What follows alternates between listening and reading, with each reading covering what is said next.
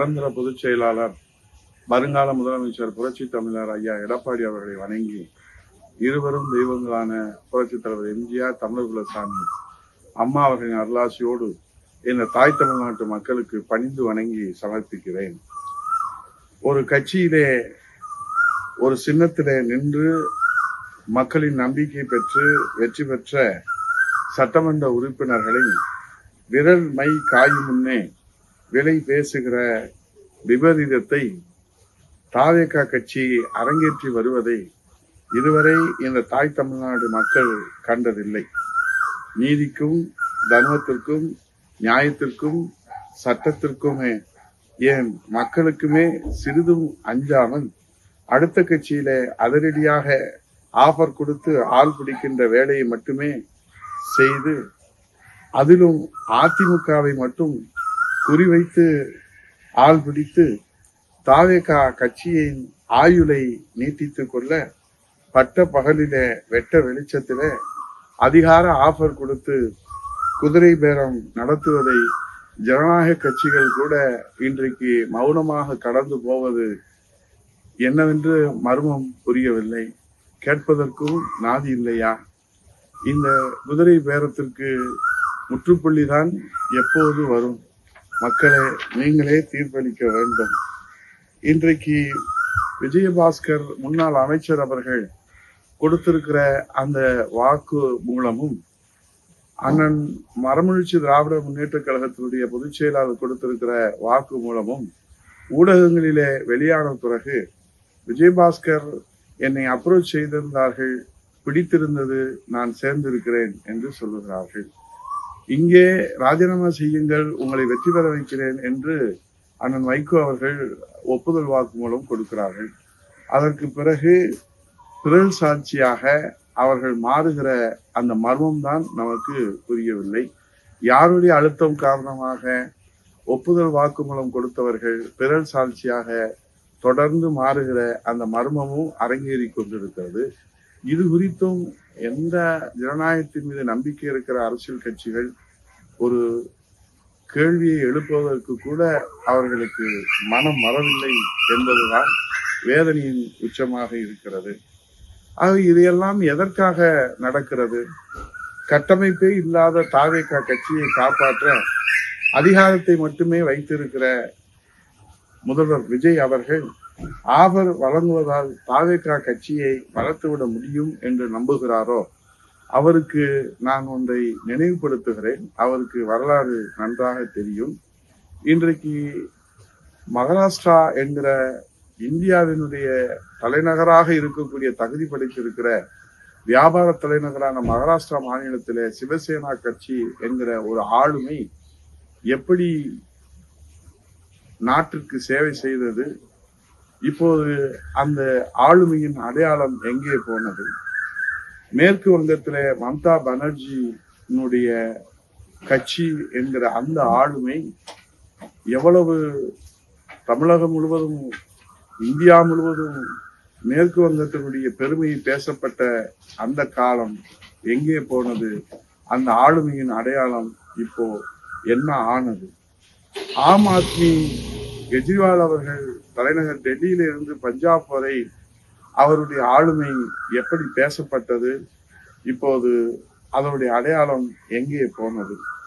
ஆக இந்த ஆளுமைகளின் அடையாளங்கள் எல்லாம் எப்படி இருந்தது, எங்கே போனது என்பதற்கு விடை தெரிந்து கொண்டால் மாண்புமிகு முதல்வர் விஜய் அவர்கள் இந்த விசுவாசத்தை விலை பேசும் ஆடுபுலி ஆட்டத்தை ஆட மாட்டார்கள்.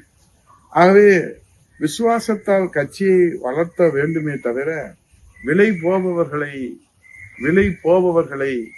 அழைத்து கொண்டு விலாசம் கொடுத்து அவர்களை பக்கத்திலே வைத்துக் கொள்வது விளம்பரத்துக்கு வேண்டுமானால் அது சரியாக இருக்குமே தவிர விசுவாசத்திற்கு அது என்றைக்குமே அடித்தளமாக அமையாது.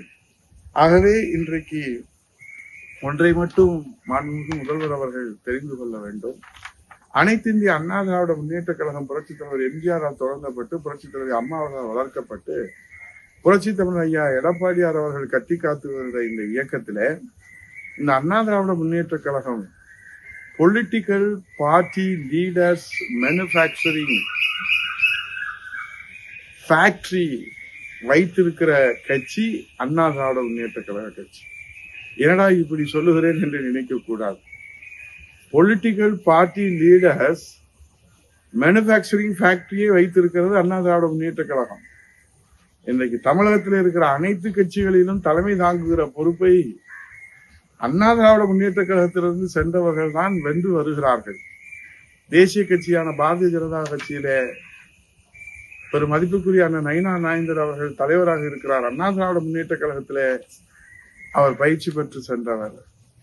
காங்கிரஸ் பேர் இயக்கத்திலே அண்ணன் திருநாவுக்கரசு அவர்கள் இன்றைக்கு காங்கிரஸை வழிநடத்தினால் தலைமை தாங்கி வழிநடத்தினார்கள். அண்ணா திராவிட முன்னேற்ற கழகத்திலிருந்து சென்றார்கள். திராவிட முன்னேற்ற கழகத்திலே இன்றைக்கு 12 அமைச்சர்களாக முன்னாள் அமைச்சர்களாக இருக்கக்கூடியவர்கள் அண்ணா திராவிட முன்னேற்ற கழகத்திலே இருந்து பயிற்சி பெற்றவர்கள், சென்றவர்கள். ஆனால் ஒன்றை விஜய் அவர்கள் தெரிந்து கொள்ள வேண்டும். இவர்களெல்லாம் விருப்பப்பட்டு சென்றவர்கள், விலை பேசப்பட்டு சென்றவர்கள் அல்ல.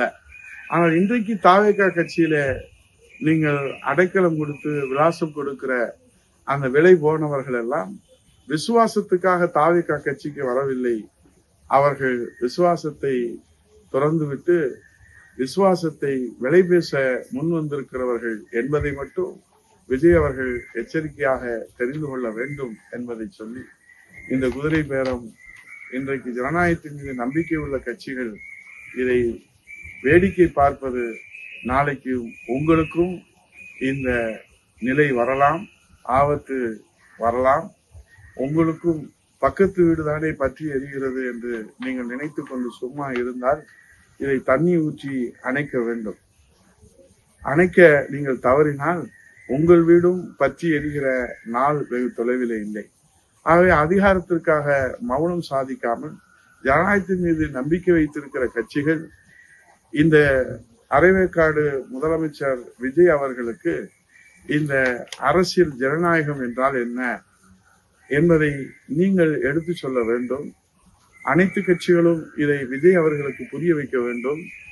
ஜனநாயகத்துக்கு விரோதமாக ஆண்டவனே சென்றாலும் தமிழகத்திலே தட்டி கேட்கிற ஜனநாயகத்தின் மீது நம்பிக்கை உள்ள தலைவர்களும் கட்சிகளும் இன்னமும் உயிரோட்டமாக இருக்கிறது என்பதை நீங்கள் நிரூபித்து காட்டுவீர்களா என்று கேட்டு, இன்றைக்கு விஜய் அவர்கள் ஜனநாயகத்தின் மீது நம்பிக்கை வைத்திருப்பதாக பேசுகிறார்.